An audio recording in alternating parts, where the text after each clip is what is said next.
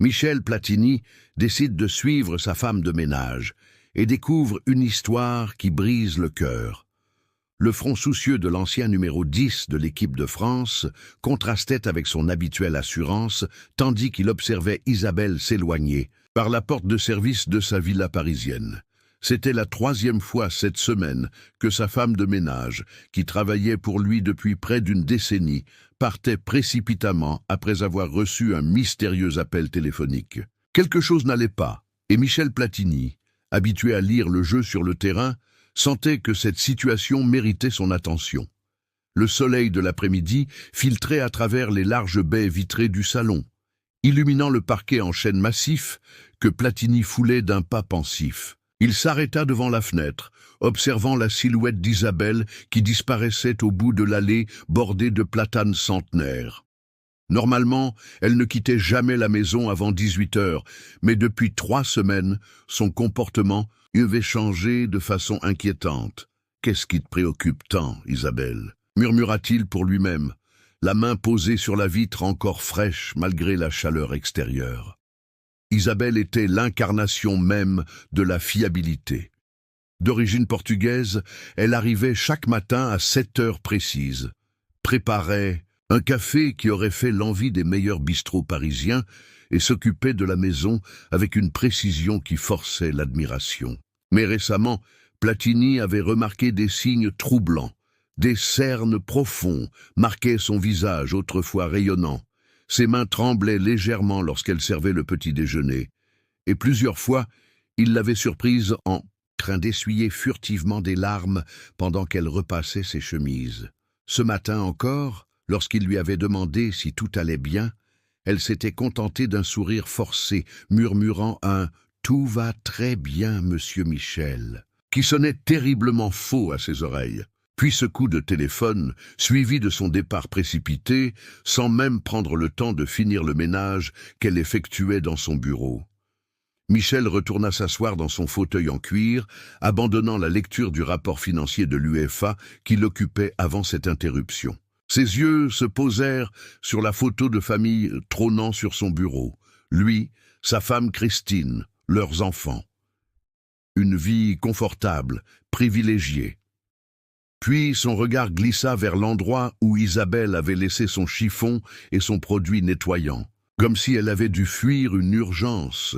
Ce n'est pas normal, pensa-t-il. Après tout, Isabelle n'était pas qu'une simple employée. En 10 ans, elle avait été présente lors des moments de joie comme dans les périodes difficiles. Elle connaissait ses habitudes, ses goûts, les petits secrets du quotidien de sa famille. Cette femme discrète faisait partie de ces personnes, eux qui dans l'ombre rendaient sa vie plus facile. Une décision impulsive germa dans son esprit. Cet après-midi, il n'avait pas de rendez-vous important, juste des appels qui pouvaient être reportés.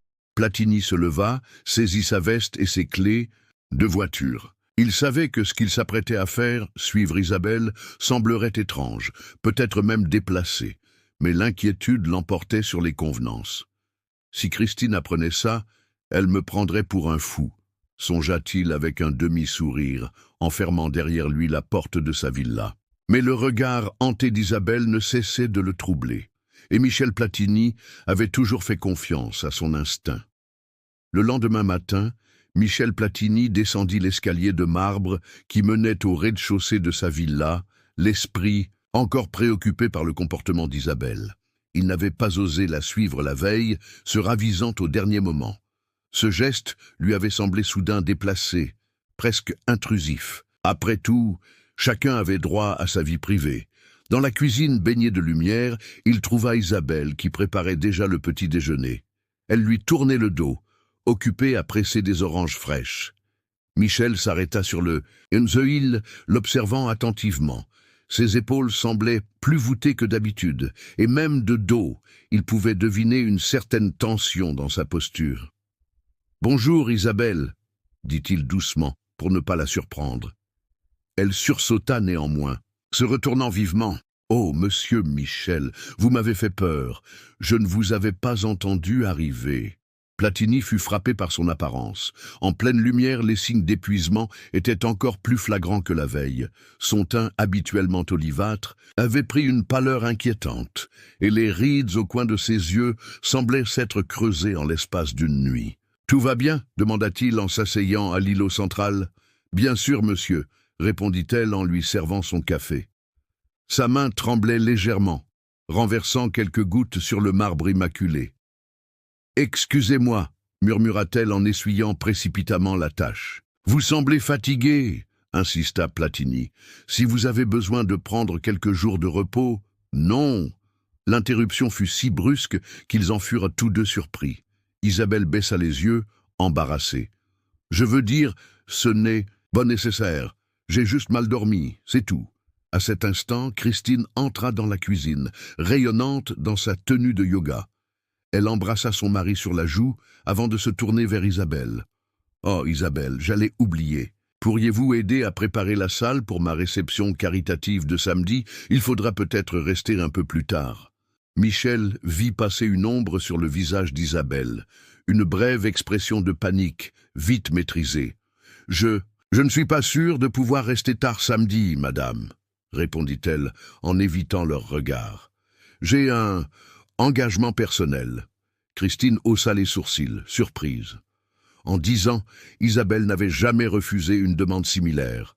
Rien. « De grave, j'espère » demanda gentiment Christine. « Non, madame, juste des affaires de famille. » Elle se détourna rapidement pour s'occuper du lave-vaisselle, signifiant clairement que le sujet était clos. Plus tard, alors que Michel traversait le couloir menant à son bureau, il entendit un sanglot étouffé provenant de la buanderie. Il s'approcha silencieusement et aperçut Isabelle, le visage enfoui dans une serviette pour étouffer ses pleurs. Son cœur se serra. Cela ne pouvait plus durer. Quelle que soit la raison de cette détresse, il ne pouvait pas rester simple spectateur. Michel se retira discrètement, décidé cette fois à découvrir ce qui tourmentait cette femme, qui au fil des années était devenue bien plus qu'une simple employée à ses yeux. Le téléphone d'Isabelle sonna à nouveau en début d'après-midi. Michel, qui travaillait dans son bureau, l'entendit répondre dans le couloir, sa voix soudain tendue, parlant en portugais à voix basse. Quelques minutes plus tard, elle frappait à sa porte. « Monsieur Michel, je suis vraiment désolé, mais je dois partir plus tôt aujourd'hui. Une urgence... » « Bien sûr, Isabelle, » acquiesça-t-il calmement. « Faites ce que vous avez à faire. » Cette fois, sa décision était prise. Dès qu'elle serait sortie, il la suivrait. Debout face à la fenêtre de son bureau, Michel Platini regarda la silhouette d'Isabelle s'éloigner dans l'allée. Sa démarche, habituellement énergique malgré ses années de labeur, semblait aujourd'hui alourdie par un fardeau invisible. Il attendit qu'elle atteigne le portail avant de se détourner et de saisir sa veste posée sur le dossier de son fauteuil. Son téléphone vibra sur le bureau. Christine. Il hésita un instant avant de décrocher. « Oui, chérie ?» ?»« Michel, n'oublie pas que nous dînons chez les Dupont ce soir, » lui rappela sa femme d'une voix enjouée. « Tu seras rentré à temps ? » Je ne sais pas. J'ai une affaire imprévue à régler. » Un silence à l'autre bout de la ligne. « Tout va bien, Michel. Tu sembles préoccupé ces derniers jours. » Platini passa une main sur son visage. Christine le connaissait trop bien. « Rien de grave, » mentit-il. « Juste quelques soucis avec la fédération. »« Je t'appellerai plus tard. » Il raccrocha, mal à l'aise d'avoir menti à sa femme. Mais comment lui expliquer qu'il s'apprêtait à suivre leur femme de ménage? Lui-même peinait à comprendre cette impulsion. « Qu'est-ce que je suis en train de faire ?» murmura-t-il en contemplant les photographies encadrées sur son bureau. Des souvenirs de sa carrière glorieuse, la Coupe d'Europe avec la Juventus, ses années à Saint-Étienne, les trophées avec l'équipe de France. Des moments où les choix étaient plus simples, dictés par l'instinct du footballeur. Il s'arrêta devant une photo plus récente. Le personnel de maison réuni autour d'eux lors du dernier Noël. Isabelle s'y tenait légèrement, en retrait, souriante mais discrète, comme toujours. Sur cette image, rien ne laissait présager sa détresse actuelle. Michel saisit ses clés de voiture. Il n'était plus le capitaine des Bleus, mais l'instinct qui l'avait guidé sur les terrains ne l'avait jamais quitté. Et cet instinct, lui, disait qu'Isabelle avait besoin d'aide, même si elle refusait de l'admettre. Il descendit rapidement au garage et monta dans sa berline allemande, évitant soigneusement la voiture de sport trop reconnaissable. Quelques minutes plus tard, il aperçut Isabelle qui attendait à un arrêt de bus, son sac serré contre elle. Platini se gara discrètement à distance, le cœur battant comme avant un match décisif. « Tu es ridicule, mon vieux », se morigéna-t-il, en observant Isabelle monter dans un bus de la ligne 37. « Si les journalistes te voyaient maintenant… » Il démarra néanmoins, suivant le bus à distance raisonnable. Une partie de lui se sentait honteuse, comme un voyeur s'immisçant dans une vie privée. Mais l'autre partie, celle qui avait toujours su lire le jeu avant qu'il ne se développe, celle qui anticipait les mouvements adverses sur le terrain, lui soufflait qu'il ne s'agissait pas d'une simple curiosité mal placée. Isabelle avait pleuré dans sa buanderie. Elle, si fière, si digne, quelque chose de grave se cachait derrière ses larmes, et l'indifférence n'était pas une option. Le bus s'engagea sur le périphérique, quittant les quartiers résidentiels cossus pour se diriger vers l'est de Paris. Platini suivait toujours, ses doutes momentanément éclipsés par sa détermination grandissante. « Où vas-tu, Isabelle ?» murmura-t-il en ajustant ses lunettes de soleil, espérant qu'elles suffiraient à masquer son visage si reconnaissable. « Et surtout, qu'est-ce qui te fait tant souffrir ?» Le bus s'éloignait maintenant des quartiers qu'il connaissait, s'enfonçant dans une partie de la capitale que l'ancien champion n'avait guère eu l'occasion de fréquenter. Le bus s'engagea dans des quartiers de plus en plus populaires, très éloignés des banlieues résidentielles où vivait Platini. Les élégantes demeures cédèrent la place à des immeubles vieillissants, les boutiques de luxe à des supérettes discount et des magasins aux enseignes défraîchies. Michel suivait toujours à distance raisonnable, mais dut finalement se garer lorsque le bus s'engagea dans des rues trop étroites pour le suivre confortablement. « Dernière station !» annonça le chauffeur, alors qu'Isabelle descendait du véhicule. Michel attendit quelques instants avant de sortir de sa voiture. Il enfila une casquette qu'il enfonça sur ses yeux, complétant son déguisement improvisé. Dans ce quartier, sa voiture allemande haut de gamme détonnait déjà suffisamment. Isabelle avançait d'un pas rapide sur le trottoir, son sac serré contre elle. Platini la suivait à une 50aine de mètres, se sentant de plus en plus mal à l'aise. Les regards des habitants du quartier se posaient sur lui avec curiosité. Sa démarche, son allure, ses vêtements, tout criait qu'il n'était pas d'ici. « Tu cherches quelque chose, monsieur ?» lui lança un adolescent, adossé à un mur couvert de graffitis. « Non, merci » répondit Michel en baissant la tête, accélérant légèrement le pas. Un groupe d'hommes attablés à la terrasse d'un café le dévisagea avec insistance. L'un d'eux plissa les yeux, semblant l'examiner plus attentivement. « Hé, tu ne trouves pas qu'il ressemble à… » Michel tourna dans une rue adjacente, suivant Isabelle qui venait d'y disparaître. Son cœur battait la chamade. Être reconnu ici, maintenant, ruinerait tout, et serait probablement la source d'un scandale médiatique dont il se passerait volontiers. Le contraste entre ce quartier et son univers habituel le frappait violemment. Des vêtements étendus, aux fenêtres, des enfants jouant au football avec un ballon élimé sur un bout de trottoir, des conversations animées en langues étrangères. C'était un Paris qu'il connaissait à peine. Lui qui avait pourtant grandi dans une famille modeste avant que le football ne transforme sa vie. Isabelle s'arrêta devant une épicerie, y entra rapidement. Michel ralentit, ne sachant trop comment procéder.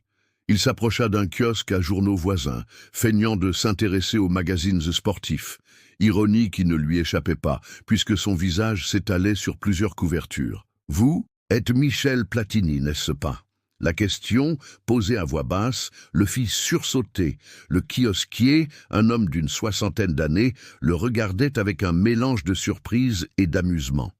« Non, vous devez me confondre avec quelqu'un. »« D'autres » balbutia Platini. Allons, monsieur, j'ai regardé tous vos matchs depuis Saint-Étienne.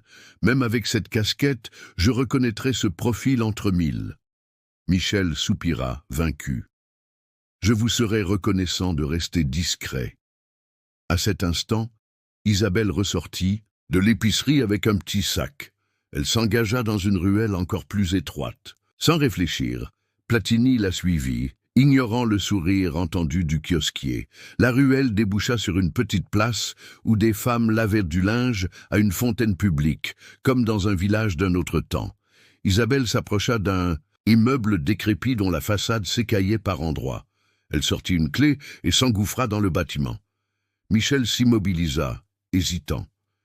Il venait de découvrir où vivait Isabelle. Mais était-ce vraiment ce qu'il cherchait? Et maintenant, que devait-il faire? Michel resta immobile devant l'immeuble délabré, indécis. Le bâtiment, avec sa façade écaillée et ses volets décolorés par le soleil, semblait être le refuge de vie discrète, de destin qui ne croisait jamais le sien.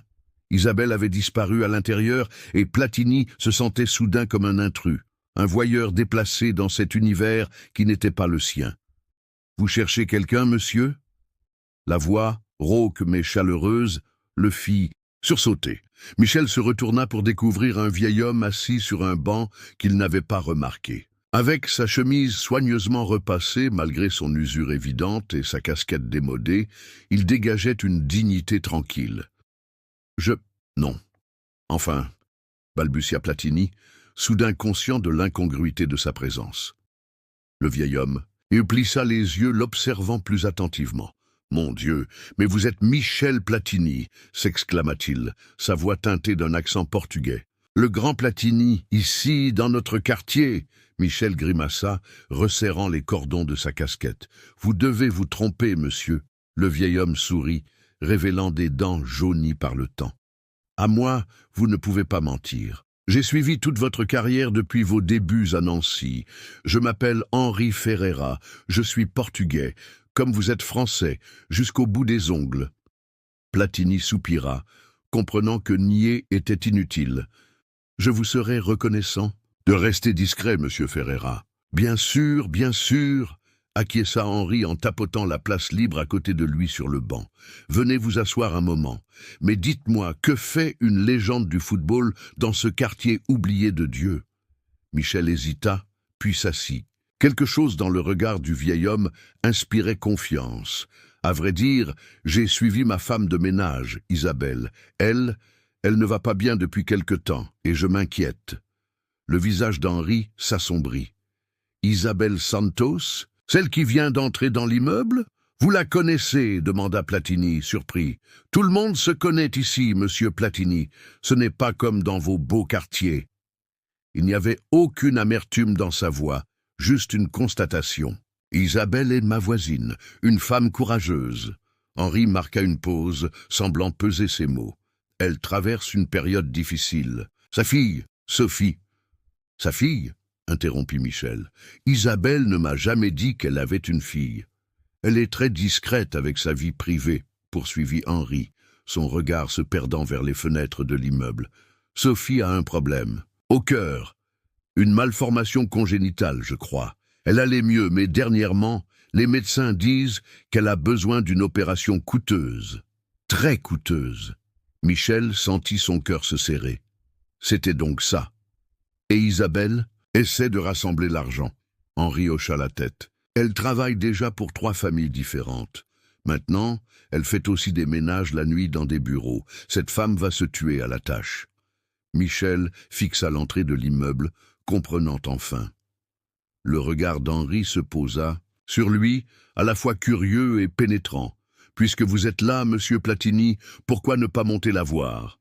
Elle habite au 4e étage, porte 403. » L'ascension des 4 étages sans ascenseur laissa Michel légèrement essoufflé. Le couloir étroit, aux murs défraîchis mais propres, était éclairé par une ampoule nue qui diffusait une lumière jaunâtre. Devant la porte 403, Platini s'arrêta, le cœur battant.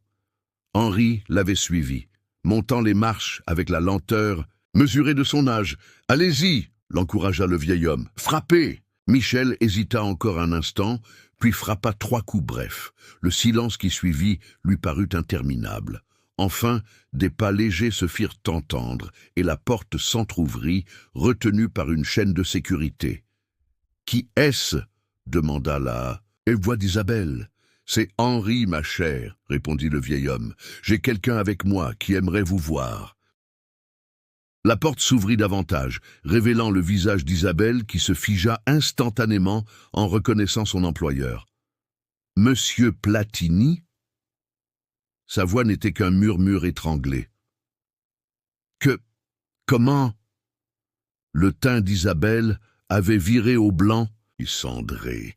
Ses mains s'agrippèrent au chambranle de la porte, comme si elle craignait de défaillir. « Pardonnez-moi, Isabelle, » dit Michel, conscient de l'incongruité de sa présence. « Je me suis inquiété en vous voyant partir si précipitamment ces derniers jours. J'ai voulu comprendre. » Le regard d'Isabelle oscillait entre la stupéfaction et la honte. « Vous m'avez suivi, maman ? Qui est-ce » Une voix faible provint de l'intérieur de l'appartement. Isabelle ferma brièvement les yeux, comme si elle cherchait la force d'affronter cette situation impossible. Puis, résignée, elle retira la chaîne et ouvrit complètement la porte. « Entrez » murmura-t-elle, s'effaçant pour les laisser passer. L'appartement était modeste, mais impeccablement tenu. Des meubles simples mais soigneusement entretenus, quelques photos encadrées, des rideaux aux fenêtres qui avaient été recousus plusieurs fois. Cette propreté méticuleuse rappela à Michel le soin qu'Isabelle apportait à son travail dans sa villa luxueuse. Dans un coin du salon, sur un canapé-lit déplié, était allongée une jeune fille d'environ 18 ans. Malgré sa pâleur évidente et sa fragilité apparente, la ressemblance avec Isabelle était frappante, les mêmes yeux en amande, le même nez délicat. « Sophie, c'est... » commença Isabelle, la voix tremblante. « Michel Platini » compléta la jeune fille avec un sourire faible mais rayonnant. « Je vous reconnais. Maman garde des coupures de presse sur vous. » Michel s'approcha du lit, surpris par cette révélation.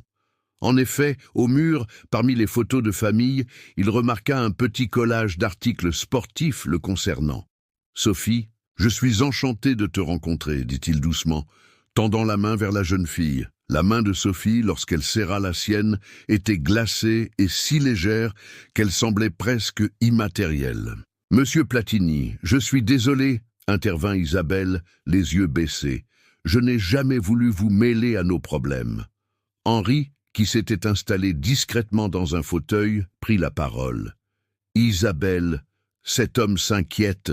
Pour vous.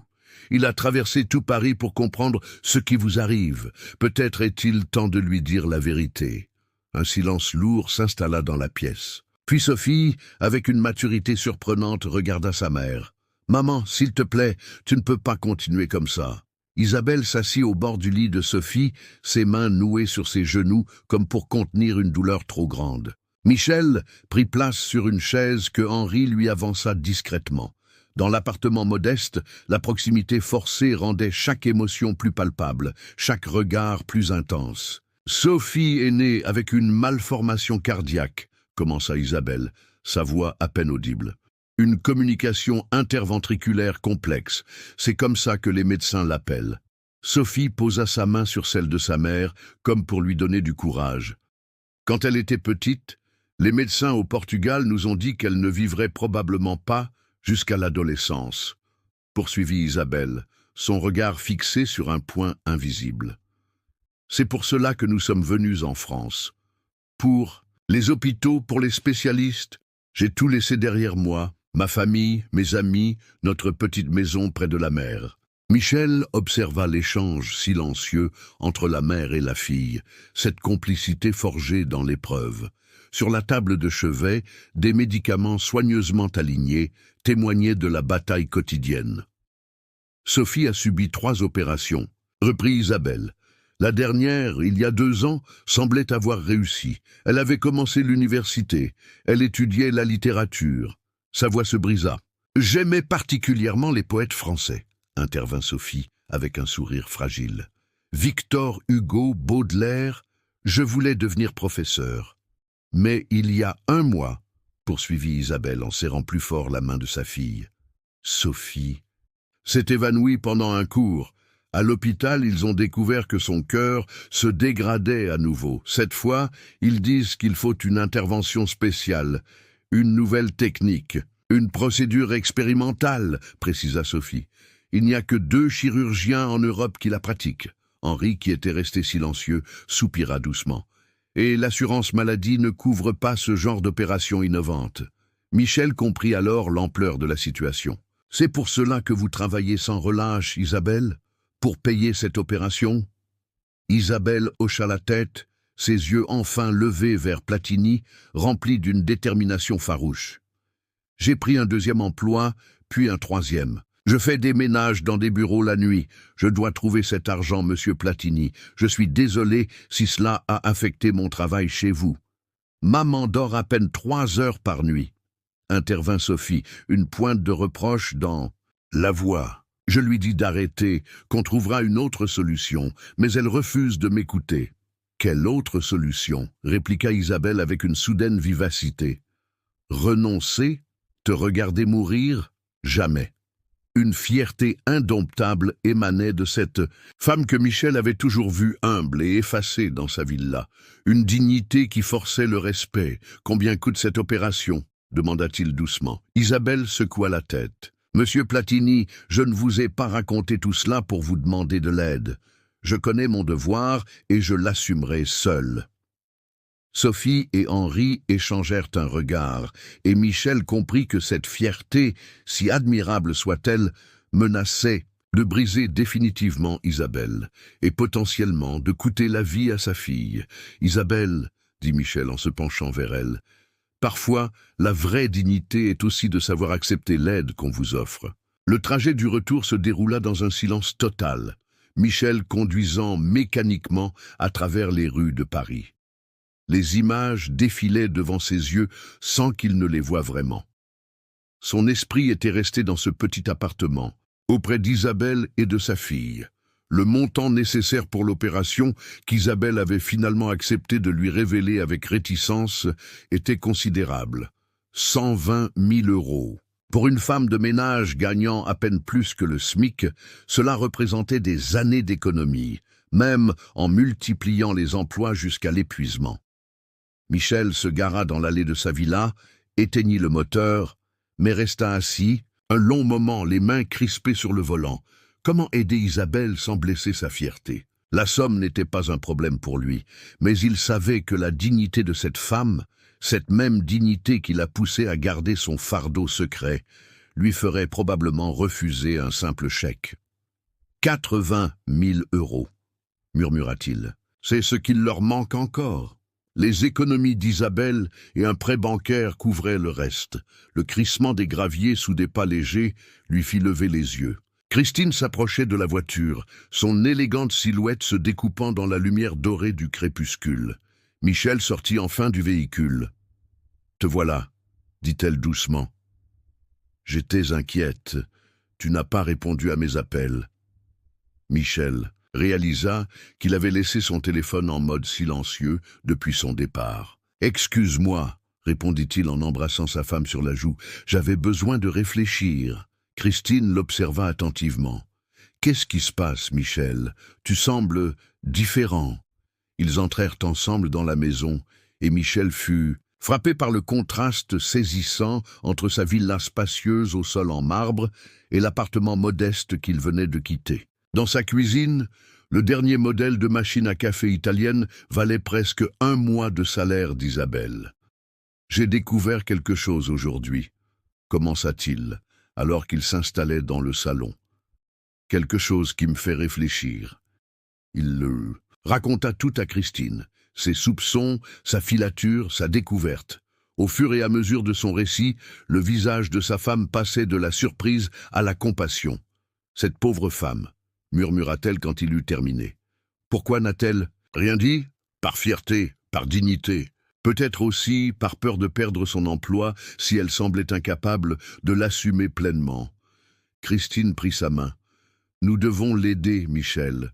Nous pouvons le faire. »« Oui, » acquiesça-t-il, « mais pas simplement en signant un chèque.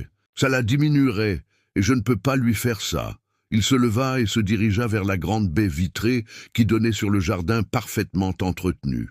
La nuit était presque tombée maintenant, et les lumières automatiques éclairaient la piscine d'une lueur bleutée. « Je pense avoir une idée, » dit-il finalement. « Une façon de l'aider qui préserverait sa dignité.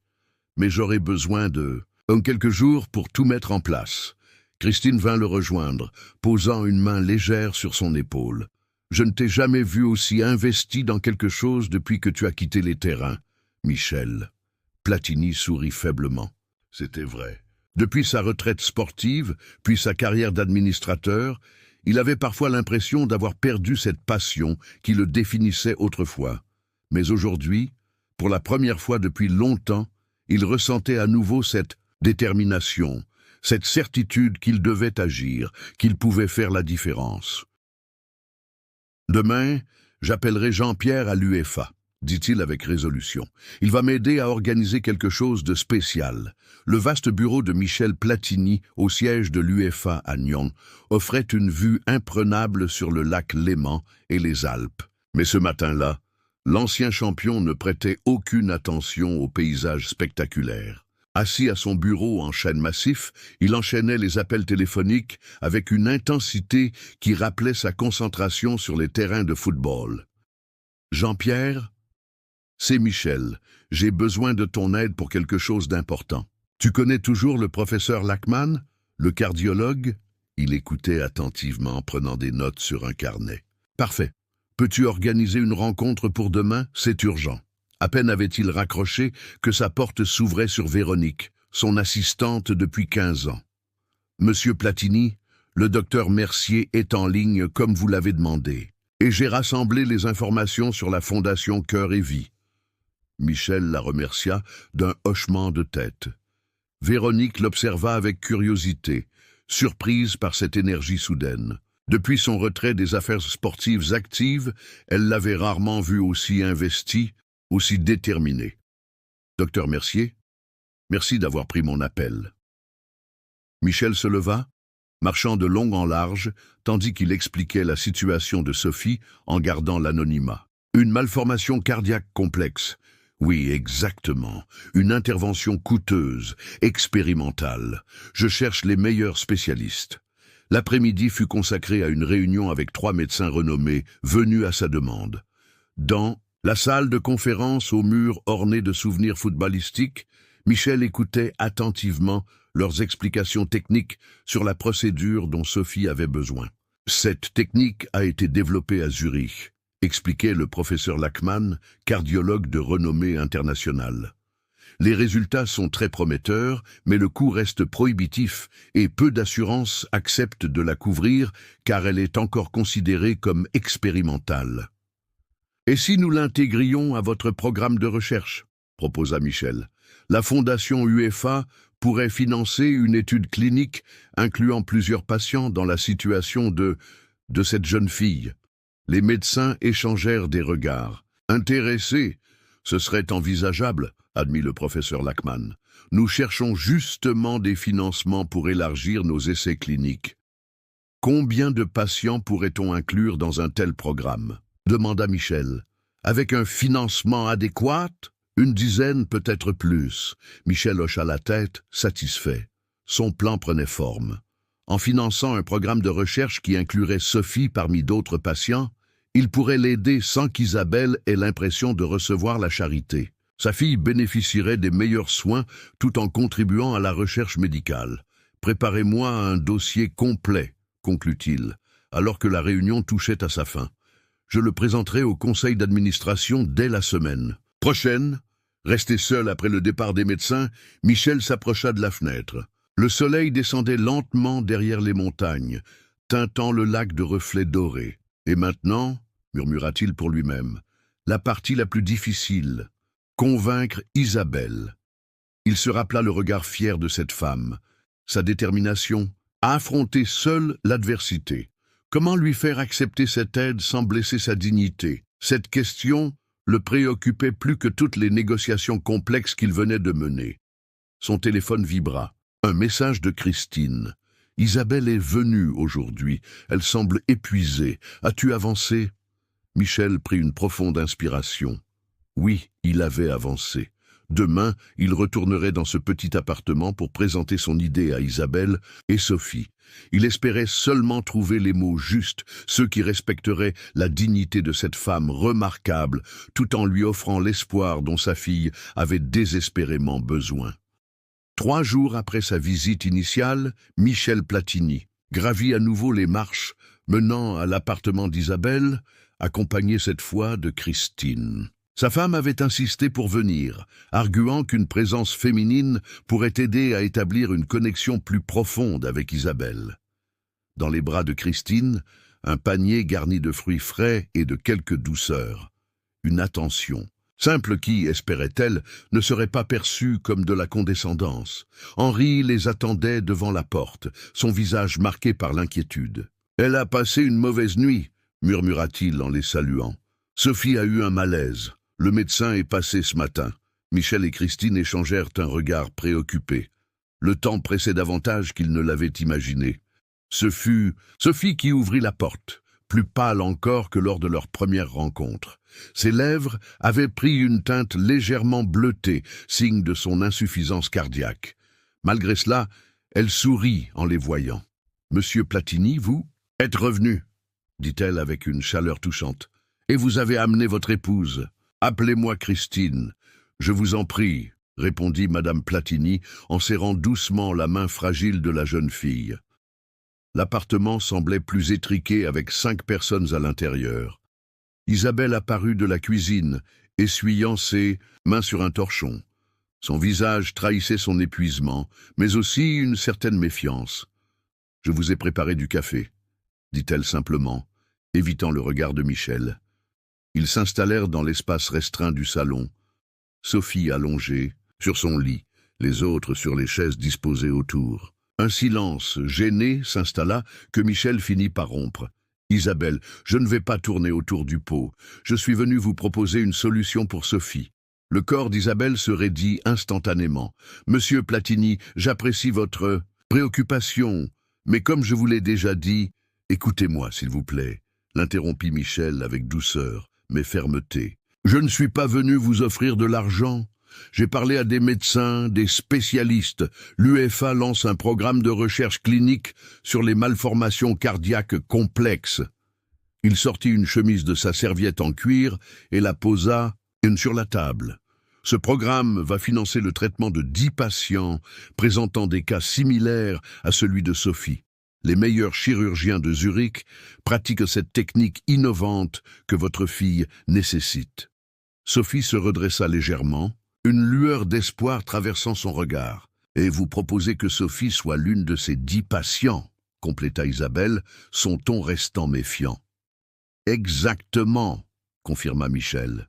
« Cela fait partie de mon travail à l'UEFA, soutenir des projets qui ont un impact social positif. » Sophie pourrait bénéficier de cette intervention et en même temps contribuer à faire avancer la recherche médicale.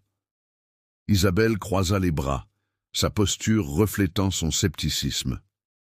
Et pourquoi ma fille serait-elle choisie parmi tous les cas? Similaires en Europe? Christine intervint doucement. Parce que nous la connaissons, Isabelle, parce que nous nous soucions de vous deux. Un silence lourd s'installa. Michel observait attentivement Isabelle, dont le visage trahissait le combat intérieur entre sa fierté et l'espoir pour sa fille. « Maman, » murmura Sophie, sa voix faible mais déterminée, « s'il te plaît, pour une fois, accepte de l'aide. » Les larmes montèrent aux yeux d'Isabelle. « Tu ne comprends pas? Toute ma vie, j'ai dû me débrouiller, seule. Je n'ai jamais rien demandé à personne. Et c'est tout à votre honneur, » affirma Michel. « Mais aujourd'hui, il ne s'agit pas de vous, Isabelle. Il s'agit de Sophie, de son avenir. » Un spasme de douleur traversa soudain le visage de Sophie qui porta sa main à sa poitrine. Isabelle se précipita vers sa fille, la panique remplaçant instantanément toute autre considération. « Ma chérie, tes médicaments !» Michel et Christine échangèrent un regard alarmé. Le temps des discussions était révolu. Il fallait agir maintenant. L'hôpital universitaire de Zurich se dressait imposant et moderne au pied des montagnes suisses.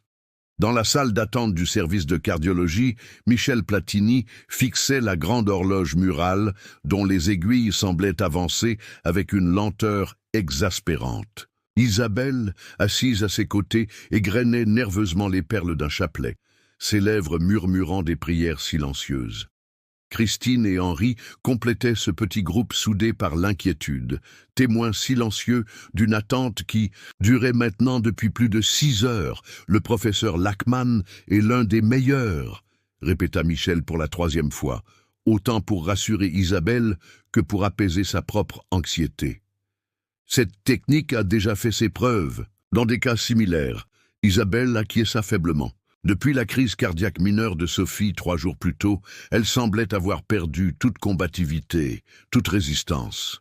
L'urgence de la situation avait balayé ses dernières réticences. En moins de 48 heures, grâce aux connexions de Michel, ils avaient organisé le transfert de Sophie dans cette clinique suisse réputée. Madame Santos?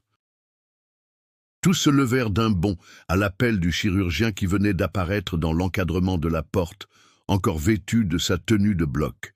Son visage, marqué par la fatigue, ne trahissait aucune émotion particulière. « L'intervention est terminée », annonça-t-il dans un français légèrement teinté d'accent allemand. « Nous avons pu réparer la communication interventriculaire et renforcer la paroi cardiaque comme prévu. » « Et ma fille ?» La voix d'Isabelle n'était qu'un murmure. « Étranglée. Son état est stable. Les prochaines 24 heures seront critiques, bien sûr, mais les signes initiaux sont encourageants. » Michel sentit Christine serrer sa main, tandis qu'Isabelle s'effondrait sur sa chaise, secouée de sanglots silencieux. Henri posa une main réconfortante sur son épaule. « Quand pourrons-nous la voir ?» demanda Michel. « Elle est en salle de réveil, une personne à la fois, dans 1 heure environ. » Les jours suivants s'écoulèrent, dans une alternance d'espoir et d'angoisse. Michel et Christine avaient pris une chambre dans un hôtel proche, refusant de laisser Isabelle seule dans cette épreuve. Chaque matin, ils retrouvaient la mère épuisée dans le couloir de l'hôpital, où elle passait la majorité de son temps, ne s'accordant que quelques heures de sommeil sur un fauteuil inconfortable. Au 5e jour, alors que Michel apportait un café à Isabelle, ils trouvèrent la chambre de Sophie vide. « Ne vous inquiétez pas », les rassura immédiatement une infirmière. « Elle a été transférée en service de convalescence. C'est une bonne nouvelle. » Ils la découvrirent dans une chambre plus spacieuse et lumineuse, assise dans son lit, feuilletant un magazine. Son teint, quoique toujours pâle, avait perdu cette inquiétante nuance bleutée. « Regarde, maman !» dit Sophie avec un faible sourire lorsqu'ils entrèrent. « Je peux respirer sans avoir mal. » Pour la première fois depuis des semaines, Michel vit Isabelle sourire véritablement. Un sourire qui illumina son visage fatigué et fit briller ses yeux d'une lueur nouvelle. À cet instant précis, tous les efforts, toutes les manœuvres diplomatiques et administratives qu'il avait déployées lui parurent infiniment récompensés. « Les médecins disent que je pourrais rentrer à Paris dans 2 semaines, » annonça Sophie avec une excitation contenue, « et peut-être reprendre mes études de l'année prochaine. » Christine s'approcha du lit et prit doucement la main de la jeune fille. « Nous avons parlé au doyen de ton université. Ta place sera gardée aussi longtemps que nécessaire. » Michel observait cette scène avec une émotion qu'il peinait à contenir. Quelque chose avait changé en lui durant ces derniers jours, comme si la fragilité de Sophie et la dignité d'Isabelle avaient réveillé une partie de lui-même qu'il croyait endormie depuis longtemps. 6 mois s'étaient écoulés depuis l'opération de Sophie. Le printemps parisien habillait les jardins du Luxembourg d'une palette de couleurs vives. Michel Platini, assis sur un banc, observait la jeune fille qui marchait lentement aux côtés de sa mère le long des parterres de tulipes. À voir Sophie, aujourd'hui avec ses joues légèrement rosées et sa démarche presque énergique, personne n'aurait pu deviner qu'elle avait frôlé la mort quelques mois plus tôt. « Elle a fait des progrès remarquables », nota Christine, assise à côté de son mari. Le professeur Lachmann avait raison, son cœur se renforce chaque jour. Michel acquiesça, son regard suivant toujours les deux silhouettes. La transformation ne concernait pas uniquement Sophie. Isabelle elle-même semblait différente, moins tendue, plus ouverte.